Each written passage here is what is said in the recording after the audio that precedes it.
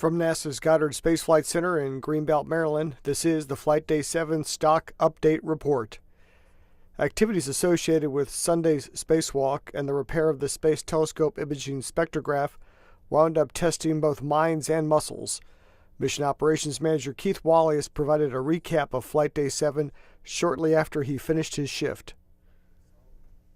So today we had the fourth EVA, and Hubble's personality is showing again. It just seems like it's mad at us because this is our last servicing mission, so it's starting to act up.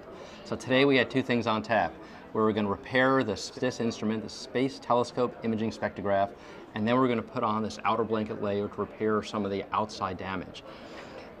Well, it didn't go exactly as planned. This repair started off great. The crew got going on it right on time, and they started taking out all the different screws, including 120 captive screws they were going to have to take out.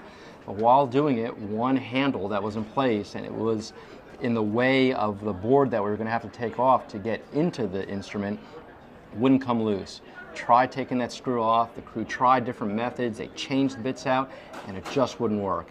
And we spent a long time wrestling with this. And when I say wrestling, literally wrestling with it, because finally the solution to get this off was that they had one screw they couldn't get out, so the crew was going to pry this bar off. And we tested it here at Goddard, actually. We had a spare, and we had a spare bar, and we had some people here at Goddard, and they put this bar, and they wrestled with it, and they pulled it off, and they saw how much force it could take, and then they had the crew do that also, and they told them you could do it.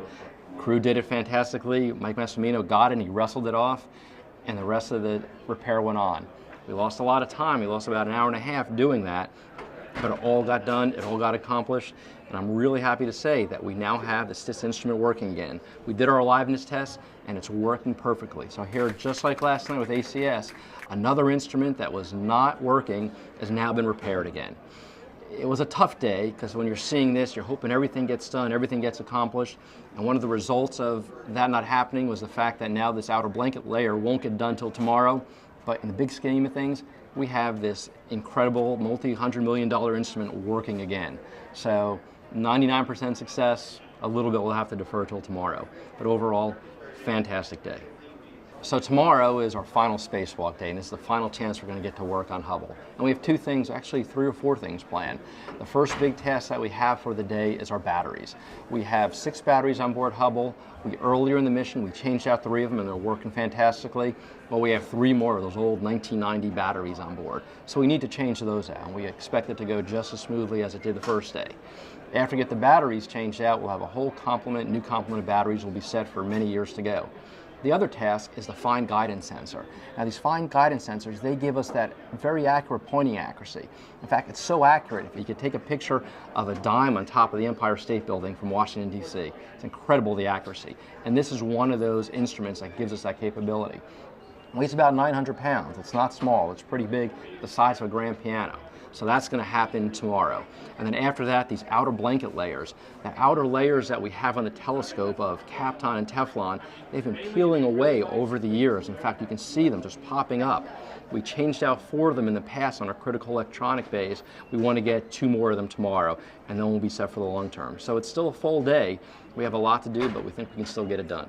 So this instrument was one of those roller coasters, just like the other day, like we had with wide field, like we had with the gyros. It was really painful to watch, to see Mass struggling with that, trying to get it done. And he just wanted to help him, but there's so much we could do from our side. And he did it. He came through and he got it done. And that's one of the feelings we have in the stock, where no matter how bad it is, we always believe that these guys are going to get it done. And they do. They've done it every single time. And then when we had that aliveness test, it was just that euphoric feeling again, just like we had last night with ACS.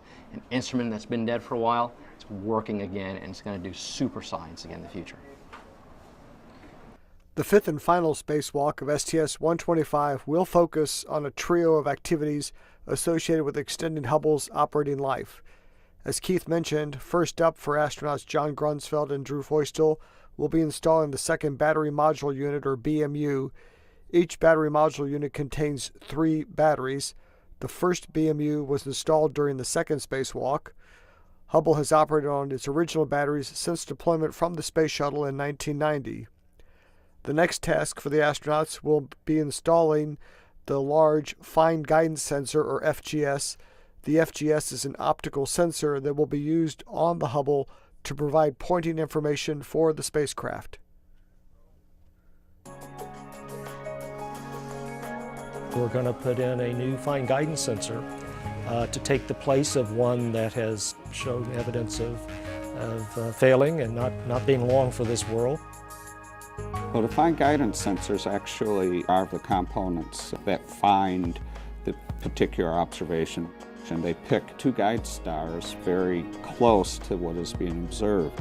And the fine guidance sensors then zero in on those guide stars. They lock in on them, and now you know you're pointing in the right place in the sky. And then it transfers over to the rate sensor units, the gyroscopes, to hold it steady on that object. The final task for Grunsfeld and Feustel will be to install new thermal material known as new outer blanket layers, or nobles. We're going to install a new outer blanket layer called a noble, which is a solid. It's not a blanket anymore, it's a solid sheet. We designed a new outer blanket layer that can either lay on top of the degraded blankets, just cover them up, or we will take off the blanket in order to install a new radiator against the bay door. And this is a very weather-resistant new outer blanket layer that we have designed, so it should not degrade appreciably for the next 15-20 years.